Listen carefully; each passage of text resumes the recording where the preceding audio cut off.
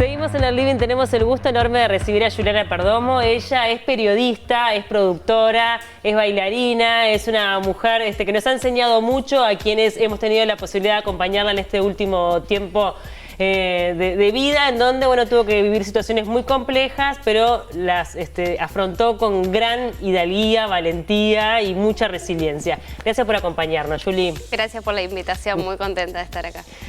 Juli, hablar un poco de vos primero, para conocer un poco tu historia de vida. ¿Vos sos de La Teja? Sí, nací en La Teja. Y hasta el día de hoy y hasta el día de hoy sigo ahí. Sí, he cambiado de casa, pero en el barrio siempre. ¿Un hermano solo? Un hermano solo, Bien. sí. ¿Y cómo eras en la escuela? Súper aplicada, me imagino, ¿no? Sí, muy tranquila. Era muy tranquila. Era de muchos amigos, me gustaba siempre estar rodeada de mucha gente, pero era de las calladitas. Claro. Y el tema, muy vergonzosa. Muy vergonzosa. Sí. Pero el tema de la comunicación, ¿en qué momento es que se despierta? Más de adolescente ya. Si bien me gustaba mirar mucho los informativos con mis padres, era como ley sentarme con ellos a la hora del mate y mirar los distintos canales de televisión, se despierta más de grande, sí, porque aunque no lo crean, quería estudiar psicología. Mirá. Y por distintas situaciones de la vida y que me quedaron algunas materias pendientes, me volqué a la comunicación, empecé a hacer el curso privado y y después me enamoré del periodismo y de la radio más que nada.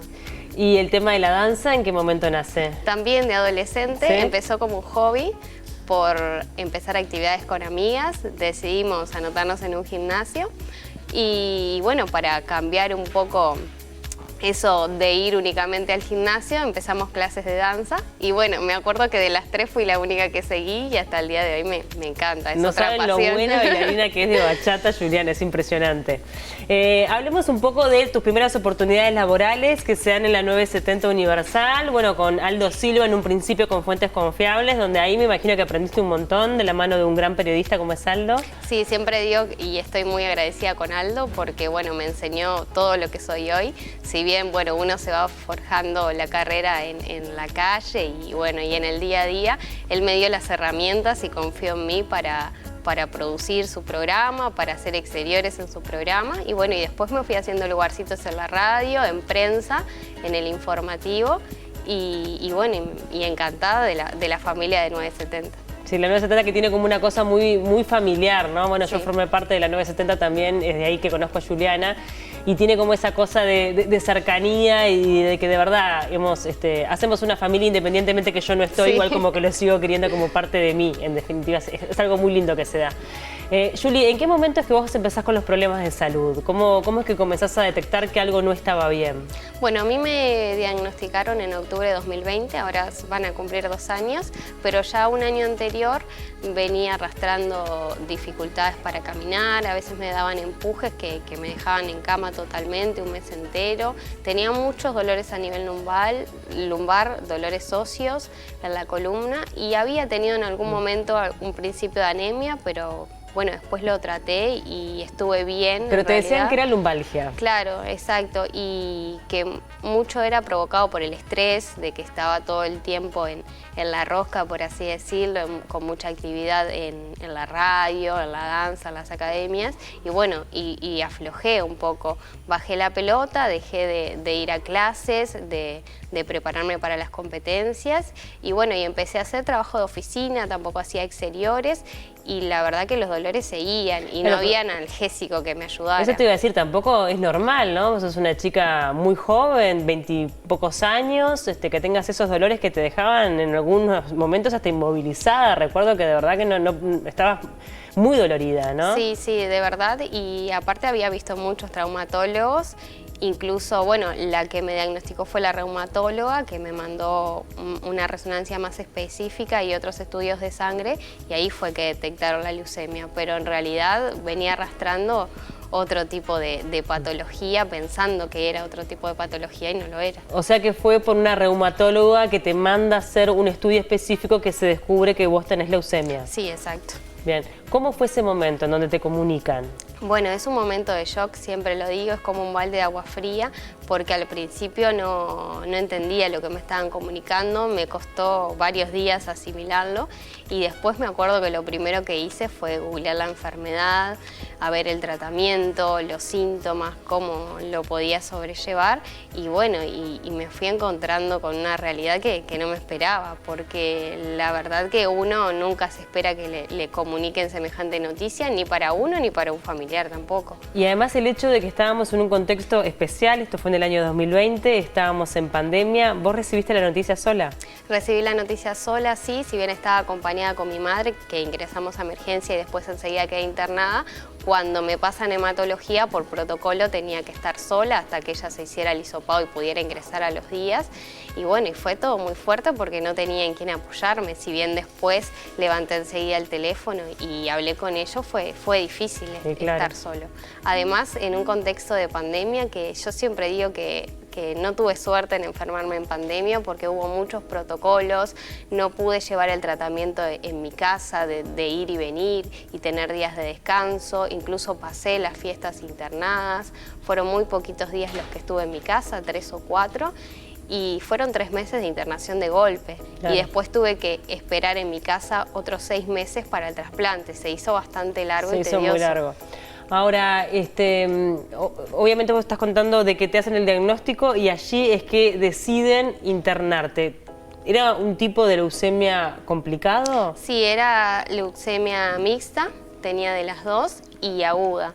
Y en realidad, ¿cómo de las dos? ¿Cómo de es? La mieloblástica y la linfoblástica, era fenotipo mixto y aguda, y bueno, evolucionaba bastante rápido, por lo cual había que atender bastante rápido el tratamiento, y enseguida que me ingresaron, de la noche a la mañana pasé al quirófano para que me colocaran el Portacat, y después ya comencé con el cronograma de quimioterapia. Y ahí quedaste encerrada, en realidad quedaste en una habitación especial, en el SMI. Sí. Acompañada de tu mamá, sí, porque sí, había una única persona que tu mamá se fue a internar contigo, ¿no? Sí, podía tener un solo acompañante, incluso si quería venir otro, tenía que pasar un tiempo conmigo porque teníamos que costearnos los hisopados, pero además no podía estar cambiando continuamente de persona por protocolo, por toda la situación de la pandemia, entonces decidí que fuera ella que me acompañara los 3 meses que estuve internada, que en realidad iban a ser menos porque me dieron un cronograma de quimioterapia que iba hasta fin de año, pero se fue alargando porque se te van presentando distintas complicaciones que claro, no te las esperás. Totalmente, además fue una internación atípica, no es que tú estabas internada en un sanatorio, lo que nosotros conocemos como una internación normal, donde puedes llegar hasta a tener un compañero de sala, claro, o bueno, los diferentes movimientos que puede tener un hospital. Vos estabas aislada totalmente, claro, incluso ¿no? hay veces que en este tratamiento podés ir a tu casa, tener descansos, volver y seguir con las quimioterapias, y a mí lo que me pasó es que no lo podía hacer. ¿Qué pasó por tu mente en ese tiempo? Imagino que, bueno, uno intenta hacer empatía, es muy difícil porque cuando uno no vive una situación así es muy difícil ponerse en la piel del otro. Por eso también está bueno tu relato, porque sé que de esta forma estás ayudando a un montón de gente que está pasando por lo mismo.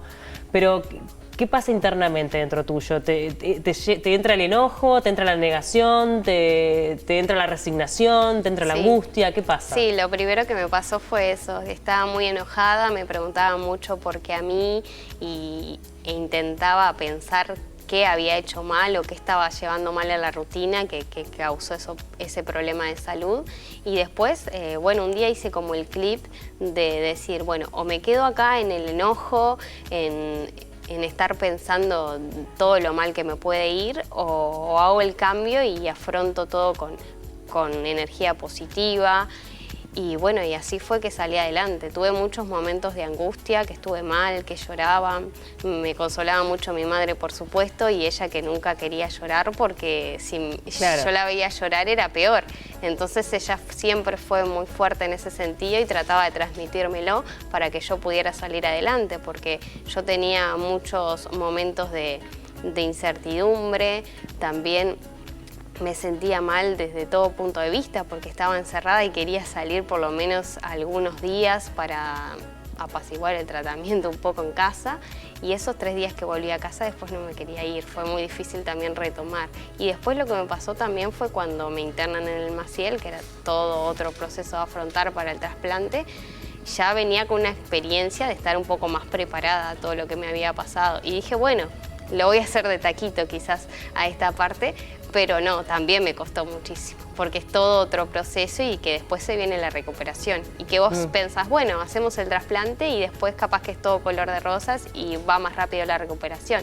Pero no, tuve una seguidilla de internaciones también después del trasplante y todo se va haciendo cuesta arriba. ¿Y en algún momento pensaste lo peor? ¿Dijiste, bueno, capaz que esto es terminal? Sí, sí, muchas veces lo pensé, y eso de que te decía que como que tocaba fondo y que después dependía del día que me despertara, a veces me despertaba muy triste, lloraba, otros días me despertaba contenta, pero a veces me llegaba alguna noticia de alguna complicación que se me presentaba y todo se me venía abajo. Entonces está en lo que uno puede pensar y puede transmitir, y todo creo que está en la mente y en la voluntad de salir adelante. ¿Y cómo era el vínculo con los médicos? ¿Qué expectativas tenían ellos? ¿Qué esperanza también te daban? Bueno, al principio me costó mucho adaptarme porque tenía más de 10 médicos y un plantel muy grande, tanto en el SMI como en el Hospital Maciel, que estoy muy agradecida. Y bueno, y vas generando un vínculo muy lindo. Yo desde un principio les decía que quería saber todo cómo iba a ser el tratamiento. Como buena periodista. Claro, que no me ocultaran nada. Además tenía la información al alcance de la mano en el teléfono y prefería sacarme las dudas con ellos. Y bueno, y se fue generando un vínculo muy lindo, también con cuidados paliativos, que después me siguió en mi casa. Y bueno, y uno se aferra no solo a la familia, sino se aferra también a la medicina y a la calidad humana de los médicos. ¿Cómo fue ese tratamiento de cuidados paliativos? Porque a veces uno lo desconoce bastante, hoy está como muy sobre el tapete todo el tema de cuidados paliativos, vos lo sabés muy bien, pero en tu caso fue justamente para pasar únicamente una etapa de la mejor manera, ¿no? Sí, exacto. Bueno, el lunes pasado fue que me dieron el alta y bueno, y si bien es un paso muy importante para mí, también le decía a la doctora que iba a extrañar muchísimo el seguimiento que me daban y el cuidado, y sobre todo por la calidad humana y el trato que te dan, porque te acompañan en toda la etapa, no solo de enfermedad, sino también de lo psicológico, y que te sentís realmente respaldado y apoyado, porque si ya tenés alguna duda o te sentís mal, era solo con levantar el teléfono y ya los tenías ahí. Y bueno, y a mí me visitaban 2 veces por semana en casa, y al principio me ayudaba muchísimo porque estaba muy débil, muy decaída. Y bueno, y siempre hay una palabra de apoyo, además de todo lo que hay atrás de la medicina. Está buenísimo rescatar como esa parte humana, ¿no? Sí. Que es re importante.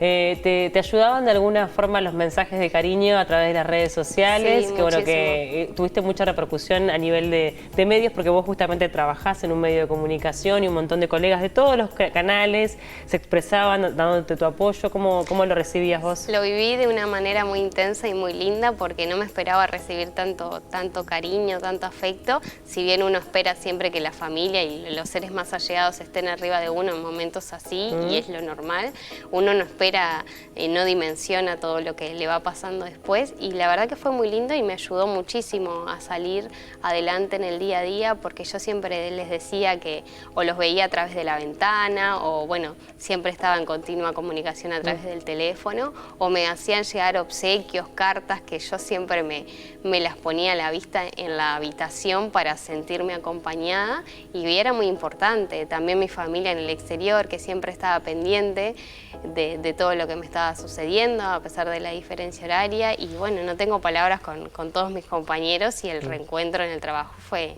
divino. Sí. Ya vamos a llegar a ese momento que también sé que fue muy emotivo para todos los compañeros de la radio, esa visita que fue como media de sorpresa. Sí. Pero hablar antes del trasplante, porque también es importante para la gente que de repente tenga a familiares que estén pasando por lo mismo o ellos mismos. En tu momento habían dicho que la compatibilidad con tu hermano no era del 100%, y eso había generado como una desesperanza, ¿no? Claro, lo primero que buscan son los hermanos, y bueno, en su momento me dijeron que no era compatible y empezaron a buscar donante internacional y solo tenía uno, pero la enfermedad en ese momento estaba en remisión y había que hacer el trasplante lo más Sí o pronto sí, posible. no hay Entonces opción. no había opción de que llegara en tiempo y forma el donante. Y bueno, se empezó a estudiar más a mi hermano y que había la posibilidad de hacer el trasplante haploidéntico, mitad compatible, con riesgos que se corren después también, porque las células que no son compatibles pueden atacar a tu cuerpo, y después también requerí de hacerme otro proceso de quimioterapia post-trasplante. Y bueno, había que tomar el riesgo, por supuesto. Y yo siempre digo que es importante que además de donar plaquetas y de donar sangre, que pueden donar médula ósea, que hay mucha gente que lo desconoce, y que es solo con un examen de sangre que ya pueden ser posibles donantes. Es cuestión de ingresar a la página de órganos, de trasplantes y órganos, y ahí, bueno, completas un formulario, que era lo que me explicaban los doctores, y ya podés, bueno, agendar cita y hacerte el análisis, y bueno, y estás ayudando a muchas personas, porque hay hermanos que hay muchas familias que son numerosas, que tenés varios hermanos y que no son compatibles. Claro. Me habían contado muchos casos, y yo trataba de pensar que sí, que mi hermano iba a ser compatible, pero después cuando me da la noticia, como que también. Claro, otro balde de agua Otro balde de fría. agua fría, sí. Bueno, pero finalmente, bueno, pudieron hacer ese trasplante que fue exitoso, tu cuerpo lo recibió bien y hoy estás curada, ¿no? Sí, en realidad, bueno, ahora tengo que hacerme control por 5 años, ahora son mensuales, al principio eran semanales, después cada 15 días, ahora son mensuales, y bueno, lo tengo como una rutina de vida, ir a visitar al doctor y también realizarme los distintos chequeos que uno se realiza siempre, pero me tengo que controlar un tiempito más. El Portacat, por ejemplo, lo tengo, recién me lo puedo sacar el año que viene, por las dudas, y bueno, uno se va adaptando a todo lo que le presenta esta enfermedad. Bien. El donante no tiene ningún tipo de problema después, ¿no? También es importante, No. como ya destacamos, esto de incentivar a que la gente done, no tiene consecuencias a futuro, ¿verdad? No, no tiene consecuencias a futuro. Bueno, va a depender muchísimo de la persona. Días atrás hablaba con un familiar de una paciente que me decía que ella donó y que ahora se quedó con anemia, pero bueno, esos son pequeñas cositas que se van presentando, pero bueno, no es algo que te impida ser donante, y en realidad, bueno, se hace un proceso previo al trasplante con inyectables para estimular la médula del donante, y bueno, y después es un proceso muy corto. Lo mismo para mí, fue una transfusión de sangre, y lo que pasa es después con que te bajan las defensas, que después me tuve que hacer otra quimioterapia, que era lo que te decía hoy, y bueno, después pasé otro mes aislada viendo cómo reaccionaba a esa infusión de células. ¿Cómo fue esa vuelta a la radio? Bueno, la verdad muy emotiva. Era lo que vos decías, fui de sorpresa un día, una mañana, al programa. Bueno, me recibieron con los brazos abiertos, por supuesto con muchos protocolos, porque todavía estaba muy dependiente del tapabocas y bueno, no podía tener el abrazo, el contacto físico, pero la verdad fue muy emotivo. Y después, bueno, me fui integrando de a poquito, reintegrando. Ahora estoy haciendo las 8 horas hace medio mes, pero bueno, empecé de 4, iba algunos días por semana y bueno, adaptándome a la rutina. ¿Qué y al aprendiste contacto, de todo que los esto? extrañaba muchísimo Y sí, a todos. claro. ¿Qué aprendiste de todo esto? Porque obviamente que es algo que me imagino marca un antes y un después en tu vida, Juli. Sí, siempre digo que, bueno, nació otra Juliana, un poco en broma y un poco cierto, siempre digo que festejo 2 cumpleaños, porque es una lección de vida muy importante. Yo siento que hubo un momento en mi vida que quizás estaba en modo automático y que me ataba mucho a mi rutina, y ahora disfruto todo. Si bien no me proyecto tanto, disfruto el día a día y trato de que mi día sea intenso. Por más que uno a veces tiene días malos o días buenos, trato de disfrutar mucho mi trabajo, trato de disfrutar mucho a mi familia, los momentos que puedo me escapo a caminar. Ahora, bueno, volví a tomar clases de baile, que me hace muy feliz, y bueno, cambié mi perspectiva de vida totalmente. Qué interesante eso que decís de no proyectar. A veces uno vive siempre en función del próximo objetivo, de las vacaciones, del fin de semana, de cuando yo logre esto, de cuando cumple tal objetivo y en definitiva la vida pasa ahora, ¿no? Lo importante es que es vivir el minuto a minuto y el día a día, porque a mí, bueno, me cambió el día. Bien. De la noche a la mañana, la vida de la noche a la mañana. Para finalizar, ¿cómo es el contacto con la gente que está atravesando por una situación similar, bueno, o sus familiares también? Porque yo sé que ahora estás como un poco embanderada con esto de poder, a través de tu experiencia de vida, poder también brindar esperanza, ¿no? Sí, bueno, y es muy emotivo a raíz de los primeros testimonios, que no me lo esperaba. Recibí mucho cariño a través de las redes sociales, por parte de familiares, incluso de varios pacientes, y a raíz de esos mensajes me puse en contacto y bueno, me puse esa bandera de querer ayudar. Y la verdad que intercambiamos muchos mensajes y llamadas, incluso me han pedido que los vaya a visitar, y eso me pone muy contenta de poder, desde el lugar que me toque y del que ellos decidan, poder ayudarlos y sacarles muchas dudas que tienen durante todo el proceso. Y siempre les digo que hay momentos buenos, malos, y hay días que son muy malos, y que no por eso hay que bajar los brazos, sino que mente positiva y aferrarse a la vida para poder salir adelante con esta enfermedad y con otras. Totalmente. Juli, ¿vos sos consciente de lo guerrera que fuiste, de lo valiente que fuiste? A veces no lo soy, pero miro para atrás y me pone muy contenta de haber podido superar todo lo que se me presentó, y que por momentos veía todo muy oscuro, pero realmente este último año de recuperación ha sido increíble. La verdad que sí. Bueno, un placer tenerte acá en el Living. Yo he tenido posibilidad de trabajar con Juli. Es una excelente periodista y es una gran compañera.